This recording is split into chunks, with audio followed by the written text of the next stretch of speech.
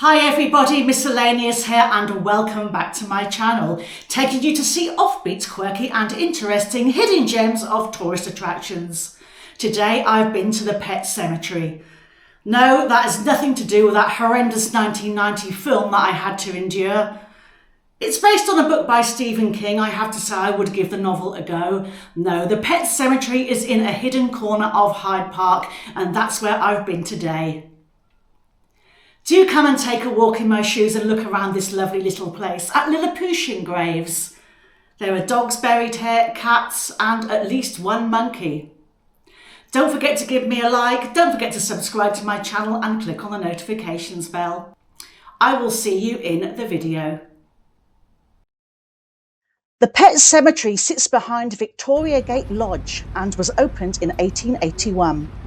I don't think the lodge is occupied now. Mr Winbridge was the gatekeeper and he began burying dogs in the garden, starting with a Maltese Terrier called Cherry, who died of old age. Cherry's owners were friends of the gatekeeper and used to visit the park frequently, so they thought it was a fitting tribute to bury her right here in the graveyard. Her grave does no longer exist. It would have had a wooden cross at the time. The second dog to be interred here was Prince, who was owned by Sarah Fairbrother, an actress who called herself Louisa and who was illegally married to His Royal Highness Prince George of Cambridge.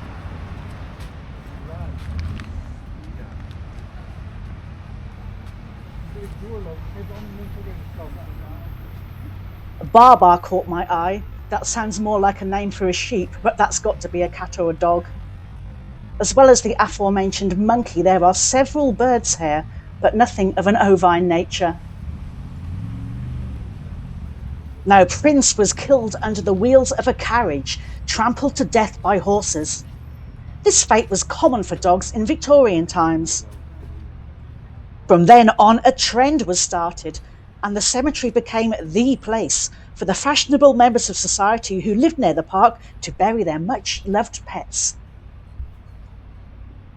Mr Winbridge carried out the interments, usually alone as the owners were often too distressed to attend, placing the deceased animals in canvas bags which he then sewed up before burying them.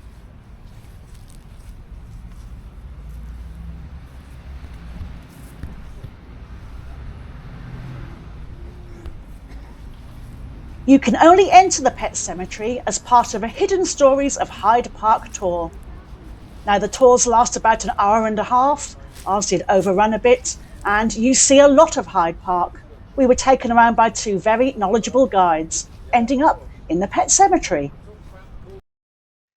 There weren't many people in our tour group. I think there were 19 of us.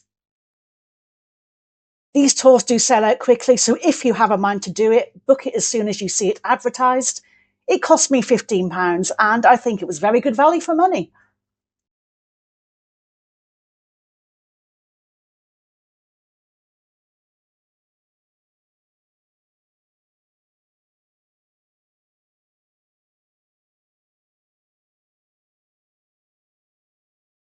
Here we have Ginger Blythe, who was known as the King of Pussies. That name has a bit of a double entendre nowadays. Yeah.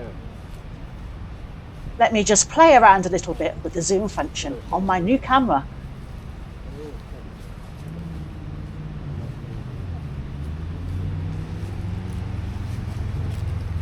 We were given a trigger warning before we entered the cemetery and reminded that this was created during a different time and that some of the names do not translate well. We've got a smut in here. I'm assuming that refers to smuts coming from chimney pots, as they would have done at the time, and is nothing to do with pornography. And fisto, it's spelt with a PH rather than an F, but it doesn't sound good, does it? I hope it's nothing to do with the poor animal getting fisted. We also have a titsy in this section. We have a tiger over here, and there's also Murphy. Now that's the grave our tour guide was trying to uncover, knocking back the plants covering it. Now Murphy was loved and mourned by Robert Watson. Robert Watson was a leading sports journalist in the second half of the 19th century.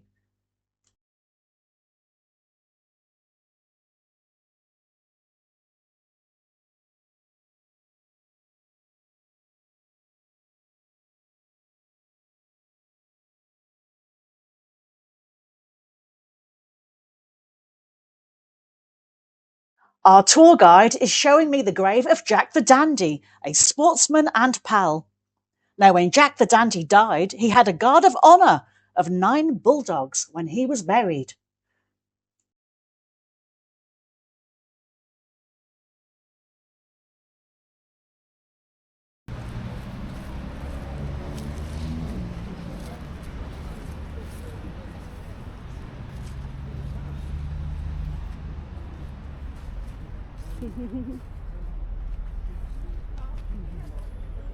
Here we have Cupid. Now, it's the second time I've visited the pet cemetery. The first was actually on Valentine's Day a few years ago, so Cupid was very apt then. We've also got a dolly around here, another one of the cuter names. Robin was obviously special as he gets a big grave. I'm assuming that Drag was called Drag because he was unwieldy and dragged himself around, rather than him being a cross-dressing animal. Look at the animal at the back there. Yeah, we were warned that some names weren't just politically incorrect, but also downright offensive.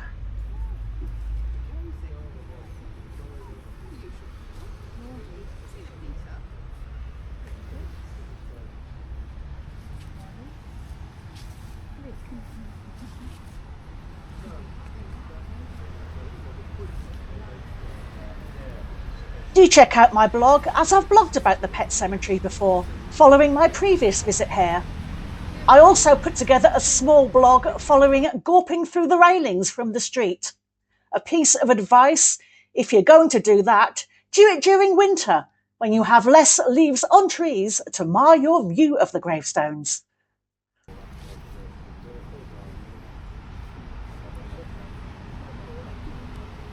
Some of the animals had human names, such as Maudie, Peter, Paul and Dick, and some pet names, such as Tippo, Butcher, Moso and Chips. I encountered more than one Jip, so it was obviously popular during late Victorian times.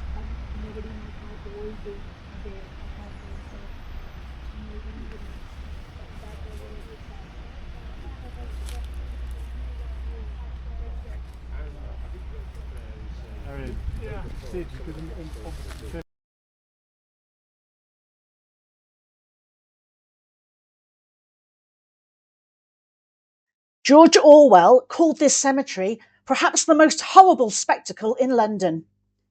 Perhaps he was referring to the fact that, in times of often extreme poverty, these animals led comparatively, unbelievably pampered lives.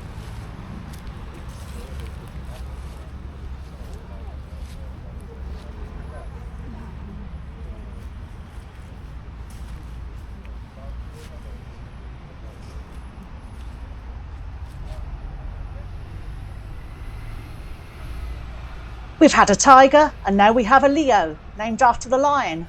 That would catch my eye. Leo is my star sign. Piece of useless information for you there.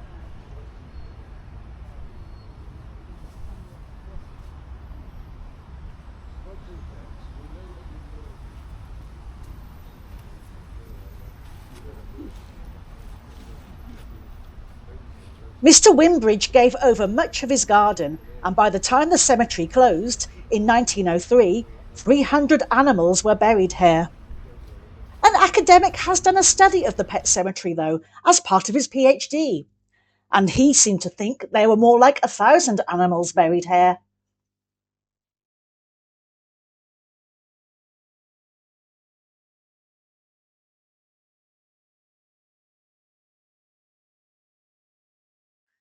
Sporadic burials were, however, carried out right up until 1976.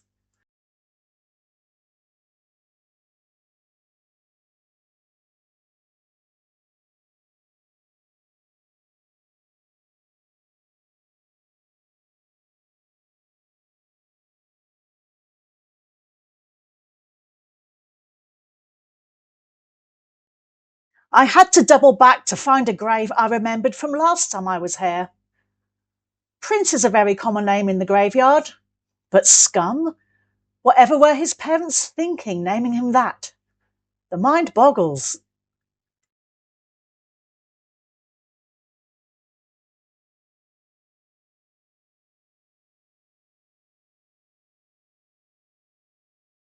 I'll try and give you the full view of the cemetery from the corner.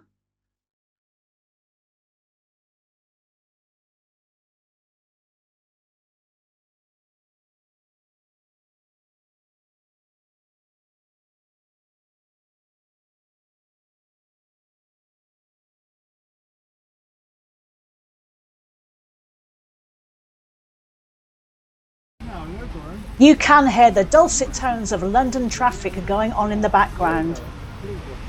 I have stumbled across other pet cemeteries. Edinburgh Castle has one on its slopes for soldiers' dogs. And whilst I was in the grounds of Hatfield House, I stumbled across 2 small graves at the back. I don't know whether they were for cats or dogs, but they were named William and Harry. So obviously the owners of the house are royalists. Actually, I think we could definitely say that they're royalists. They're aristocracy, after all.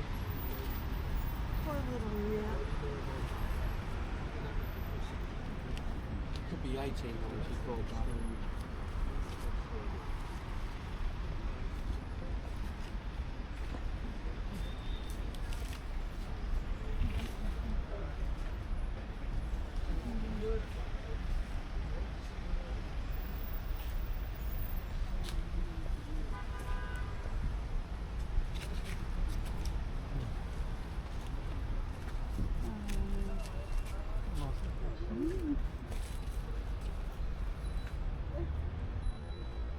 One final pan round with the camera before we cue to leave, so that you can take in the atmosphere of this gorgeous little place.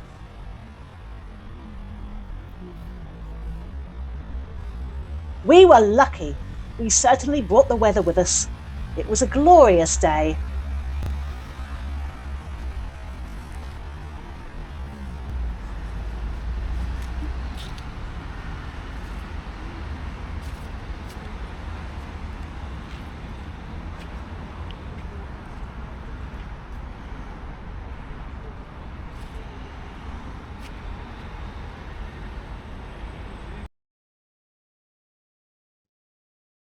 I'm going to finish with the grave of a murdered dog, which is right by the entrance.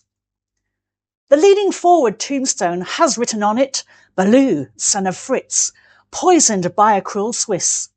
Now, he was poisoned in 1899 in Bern, Switzerland. Why? I do not know.